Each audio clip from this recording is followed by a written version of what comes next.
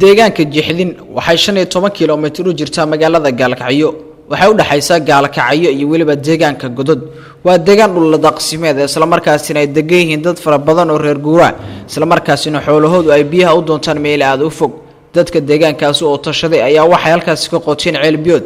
dhagax dhiga ceel biyoodkan ayaa waxa ka qayb galay maamulka degmada Gaalkacyo kan gobolka Mudug iyo waliba sidoo kale wax garadka magaalada Gaalkacyo duqa degmada Gaalkacyo oo waran halkaas ka hadlay ayaa sheegay ceel biyoodkan uu yahay mid loogu talagalay dadka deegaankaas wada dega inay si nabad ay biyo uga caabaan maanta halka kan waa Jixdin aynu taaganahay Jixdinna maanta waxa weeyaan waxaan ka dhagax dhignay muxuu ahayd ceel laga qodahayo ceel biyooda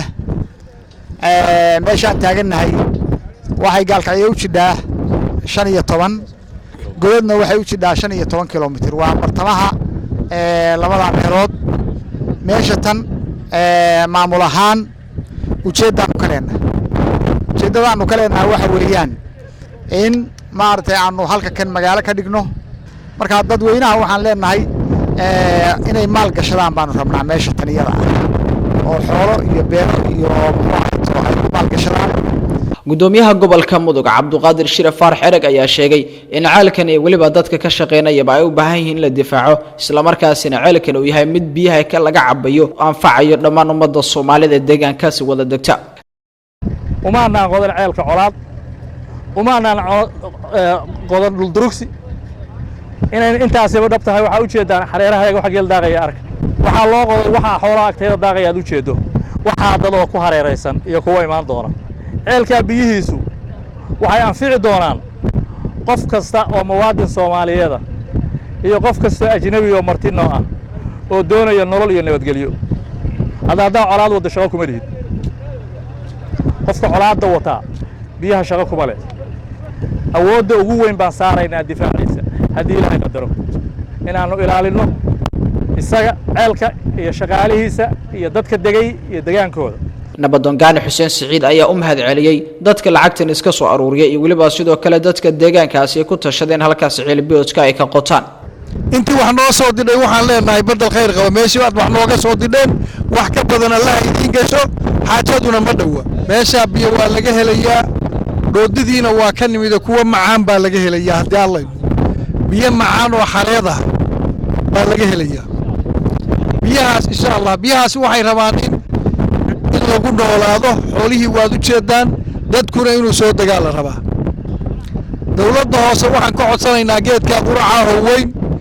iyo quraca kale inta ka dhaxleh oo quadrati ah si degdeg ah in toonbalayn loogu sameeyo ceelka colaad looma qodin cid lagu xumayn mayo cid lagu diriir mayo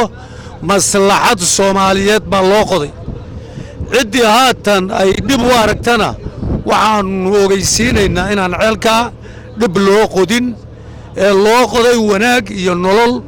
iyo meel ceelka dheer laga qoday maadaama laga soo gudbay xilli ceelka dheer laga soo arooro waxaan u leenahay halkaas ceelkaas laga qodayaa waa meel awal waxa ay dhibaataysan oo badnayd oo xooluhu joogan xooluhu ma taqaan meel biyo u dhaxaan 3 habeen ama 4 habeen u dhaxaan bay ahayd hadda alxamdulillah rabbil caalamiin waxa loo gartay meesha ceelka in looga qodo xoolahaas iyo dadka dhibaataysan oo dhibaataysan yaani oonka iyo biyo la'aanta jeedo taas bay tahay to kale jidhaa ma jidho marka waxaan leeyahay dawladda ma taqaana sida dawladda dhexe ama hay'adda baasweyn ha ahaato biyaha qaabsan hawsha ayada ruuxeeda in waxna la kala qabto gacan la ku siiyo ceelka kan laga qodiyo meesha laga qodiyo asaaskiisu wuxuu yahay nabad horumar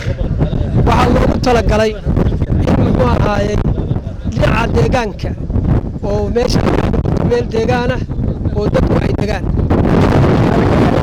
su'aadaya xilli deegaanka uu yahay meel aan loogu talagalay xooluhu ay si wanaagsan u dhaqaan isla markaasna laga samaysan karo goobo beera waxaan ceelkani hadii uu hagaago noqonaysa goobtani meel ay ku reystaan isla markaasna ay biyo ka helaan xoolo fara badan iyo dad badan oo meel fog biyo wada jiray